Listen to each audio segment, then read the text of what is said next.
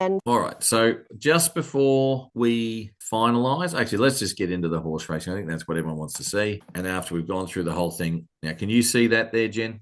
yeah, Okay. So here we have a situation where we have, and you can see on your screen potentially, Jen, separately. I'll work with this one. But Jokestar, remember, probably to me didn't have the greatest of. Remember, it was Venus, Mercury, and Uranus, etc. So we're looking for horses, I would think, that are going to be strongly associated to Pluto, Saturn, the Moon, and the Sun would be fun. your main ones.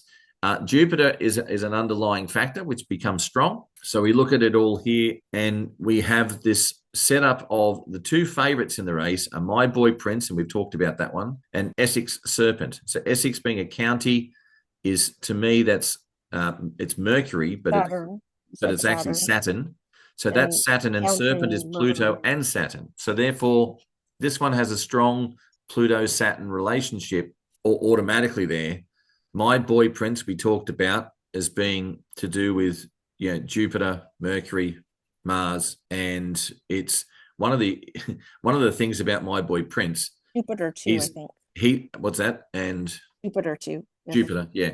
Yeah, yeah. So My Boy Prince was where the strength came in there was that Sun Moon with Pluto And the is with dial, right? on the dial was showing up that there was a Sun, Moon, Jupiter all hitting off pretty strongly. And don't forget he is the outright favorite. He's won the last three horses races in a row. I don't think Mars, which is Pierre, Mars on its own was going to be strong. Thor's cause was Jupiter Uranus. Jupiter and Uranus are doing bits, but I don't think they were really hitting anything particular. Bedard, which we were looking at as being, very Saturnian by nature, and a couple of other things, maybe not on It's its own. Saturn, Jupiter, Yeah. mhm, The interesting one here is Roar of the Crowd, with where the we talked sun about the moon and the sun again, but with also and Pluto. Uranus, what's that, and Pluto. Yeah. It brings Mhm. some of those things in together, but it's an interesting 50 to 1 shot. Yeah, I like that one. No More Options is the other one we talked about as being Saturn That Pluto. Robert It likes. fits in pretty Mhm. well. So 30 to that is 1. also a 30 to 1 shot. And Vitality, which is the The sun, which is the sun. dispositing ruler of the chart, also And comes maybe 20 to 1. toss in Pluto. And Friendly, and we so missed just to friendly. summarize. Yeah, sorry, I Oh missed a yeah. couple up here. Friendly Ghost, which was that Venus, because friendly is definitely Venus, Jupiter Jupiter, and and then Neptune, Neptune Uranus, and yeah. and the Sun. So it's a bit of a mix. Midnight Mascot, which was an interesting one because the midnight was That's we took into being count the moon, and as well as being Saturn, we talked about being Pluto. It has some strong characteristics there as well. Caitlin, her greatness is more not so Venusian and much. Jupiter and didn't Yeah. seem to fit. Raffaroo being a nickname, yeah, he's very interesting. Look, if he actually won, I'd be sort of it'd be Mars and Neptune and a nickname being Venus and Uranus. It's a real sort of a mix. Doesn't seem to fit the bill for me, but that's Pluto's me. not in there. No. So let me just. I'm going to stop sharing for a sec, while we And chat. just for listeners to reiterate, what Luke was kind of doing was just summarizing which horses had the stars backing them up. And so in this podcast from Robert Style, and what Luke was saying is that the favorites, the stars are saying the favorites are favored, because sometimes the favorites don't always deliver. Yeah. But in this case, that's what it looks like the planetary influences are suggesting. So, Jen, can you share your screen again for a minute with just the planetary energies or your spreadsheet, and then we'll just go through Yeah. and we'll pick those out. We'll explain why.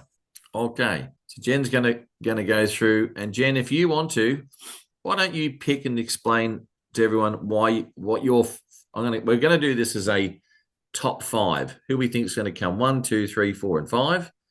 And don't get me Okay. wrong, sometimes there could be a mixture. Sometimes what I think might come second is what comes first. What I think comes third comes first. So it all varies, but these are our top five horses for this particular race each, and we'll see how Okay. they compare to So, everybody else. so my top five that I think I'm going to tweak originally was Roar of the Crowd, because I like a long shot.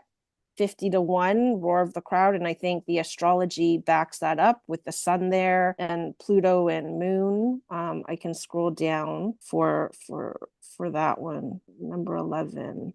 Yeah, so Uranus, moon, Pluto, Jupiter. The only thing that's I'm noticing not there is Saturn as I talk about this. And then the next one is a favorite, Essex Serpent.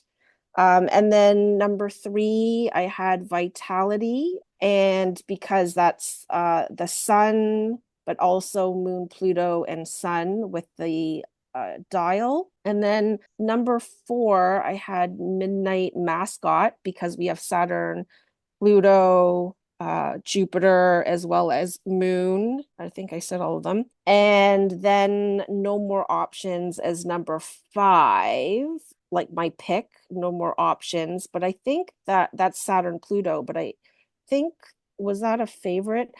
So because of our discussion, the My Boy Prince is a favorite. So I didn't have him, that horse, in my list, but maybe he should be in there. And so did you want to share Robert's picks? Now, can you just do me a favor and tell me once more in order your top 5? Roar of the Crowd, Essex Serpent, Vitality, Midnight Mascot, No More Options. But if I were to revise it, I think My Boy Prince should be somewhere in there, but that's where I'll leave it. Okay. So Robert's picks. Now he's given me 6 in a row, but he's swapped and changed around a little bit. So his picks, and what I might do, I'll go back to where we can see it all in one. So you stop sharing for a sec there, Jen. Okay. So everyone can see the actual horses. All right. So Robert's picks in order. He's going with number 3, Essex Serpent to win, followed by number 5, Midnight Mascot. And then number 7, My Boy Prince. Number 11, Roar of the Crowd. Number 12, No More Options. And number 13, Vitality. I'm going to box something up and try and get a win with, the top 4. So he might sort of box a fairly, cheaply, but it'll still cost him a little bit of money. Box it all up and let's hope, bingo, he gets 1, 2, 3, and 4 out of those 6 in some form of order. That's sort of where what he's broken it down to. So repeating Roberts, it's number 3, Essex Serpent. Number 5, Midnight Mascot. Number 7, My Boy Prince.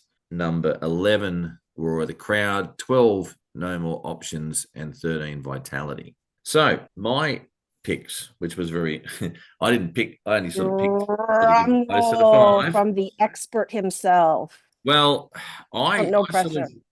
I sort of tend to be, the funniest thing is we as astrologers go round and round in different circles, but come back to something fairly similar to each other. And we tend to, then it's just a matter of, I often find, especially after we're doing it, Robert and I are very much the same. We tend to pick the same horses, but differently, or I think going to come in different orders. So in that sometimes where it's a bit strange. But my reasons in my order would be, I would go with Robert and both of us would pick Essex Serpent to win this. The reason is because what came up on his dial was that it was more than likely going to be a favorite that wins. Now, that being the case doesn't mean we're going to get it wrong. And the winner is not My Boy Prince that just happens to pop it. I was just going to ask you to rationalize, because Essex Serpent and My Boy Prince are both favorites. Yeah. What was the reasoning of picking Essex Serpent first over My Boy Prince? I'll get there. Even though they're both favorites. Yeah, exactly. Okay. So why I picked Essex Serpent is because of Pluto is being about to be hit by the moon. Okay. So with the moon hitting Pluto in itself, as I know, Pluto is what I call an unreliable planet. So in an astrological sense, my reliable planets and this is where it goes back to planets having a physical effect on the outcome of events, my most reliable planets when they are being aspected, hit, or in a prominent position are usually Mars, Jupiter, Saturn, Uranus, and Neptune. And people go, why? And I'll tell you why, because they spin fastest. Their day cycles are spinning the fastest. So they're putting out the most, call it neutrino energy. Out it comes. Doesn't matter how far away they are, their influence is stronger. The less powerful planets are in regards to rotation are the sun, the moon, Venus especially is very slow, Mercury as well, and also Pluto. So what I find is that, but when I see something like the moon aspecting something like Pluto so strongly, its influence is very, very strong. So in other words, I call it an amplifier. So it's like Pluto's little energy is coming, but because the moon's right there with where its position is, it's like it adds the energy of Pluto to the moon, and then it throws it onto the Earth. It's like that sort of thing in a physical sense. The moon's like a timer. Yes, and it's call it a timer, but I call it an actual a magnifier. So it's actually an amplifier of that energetic area. And so it tends to, Mercury does the same, but Mercury doesn't have an influence like the moon.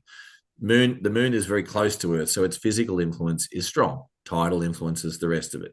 So when the moon co-joins other planets, it tends to amplify the planetary energy that's there. Now, if the moon was conjunct Jupiter, and Jupiter is a very strong influential planet, meaning it spins fast, it's probably the fastest thing, it's 9 hours and 50 minutes it turns around, then I would say Jupiter and the moon, boom, that's a definite combo that I can rely on that moon Jupiter to be strong. With Pluto on its own there, with not really aspecting the midheaven directly, I go, oh, maybe not. But where it made my decision was that the moon and Pluto together are therefore in aspect with the sun, and don't forget the sun is the dispositing ruler of the midheaven, so everything breaks down to the sun in Leo, that the midpoint between the two, the trigger point, as I would call it, is the midheaven, which is the success point. So I think there's enough energy coming from that Saturn, I should say the Pluto moon conjunction with the sun to create Essex Serpent as the winner. Now, don't get me wrong. On the contrary to that, I'm going off experience. And my second choice, therefore, would be no more options, meaning that Pluto represents the ending of something. In other words, when you've got no more options, that's it. You don't have a choice. That's the finish. End of story. So that, to me, is also a very strongly a strong planet. Now, I don't necessarily know. I'm putting it in as my second, but I would not be surprised if this particular race is a 1-2 with the two favorites. I really do believe it, because my boy Prince, don't forget a Prince is the sun, and my boy is that sun moon again. And my boy Prince, the only thing missing out of that is the Plutonian influence and the Saturn influence, because we're talking about a boy who's mercurial. So that's why I picked Essex Serpent first, and I'm going with and I think the Pluto influence will be too strong, and that's why I think no more options will be second, and my boy Prince will be third. The other one I think would be coming in number 4 would be Midnight Mascot, because of its relationship to the midnight being the point of the fourth house, and therefore the fourth house cusp, and the fourth house is ruled natally by the moon. So we have this strong, and it's also about darkness. Midnight it's dark, it's black, you can't see. And black and darkness is about Pluto and Saturn. So therefore they have a strong influence. So that's the other one I think would be there. And then I think your other two, Jen, 5 and 6, they'd be in the mix potentially, and that's Vitality and Roar of the Crowd. And that would probably be my round off. So at the end of the day, I think we've all nearly included the same horses in our picks between the three of us, but maybe put them in different orders. However, that's a lot of fun. Yeah. So, all right. Well, look, I'm going to stop sharing. Thank you, Luke. And I think at the end of the day, hang on, I am sharing. We will find out at after 6:10 or thereabouts. Hopefully the races don't have much lag. And as I understand, traditionally they don't. These are big races and they go off pretty much on time. But we will find out the results. We certainly will. And I really appreciate your time today. Now, we will be doing some more of these, but also just have a little bit of a plug with the Astro College and the IAA. We will be, especially when we go live with the community, we will be holding these sorts of events, but we're also, depending on the level of interest. So if there is interest, and this is getting shared out on social media or whatever, or wherever it happens to be, or even on YouTube, leave comments on the YouTube and say, yes, I'm interested and I want to know more. And if that's the case and I get more interest, then what I'll do is I'll either run some workshops on how to do this yourself. So maybe if you're an astrologer and people can do that, or even if you're not, or if you wanted to join us, because we are going to do this for some of the big races coming up. So It Like, is the Breeders' Cup, isn't it? That comes up in November. yep. This The first Lauk weekend in November, I think it is. and yep, we have Woodbine Mile, and then What's also on the one in agenda? Saratoga. What did I think it's Travers, and then we talked about the Melbourne Cup. So Yes. we'll probably have a That podcast will where be we a really do, big one. So we're going to yeah, plan for the fact, when I say really big one, is because that weekend, the two weekend, races. the weekend, we've got the Breeders' Cup over 2 days, which is the Saturday, Sunday. And then on the following Tuesday, we have the big race in Melbourne, and the And Australian then Melbourne Cup. yeah, So, and then Lauk in Paris. yeah. So we've got some other racing events coming up.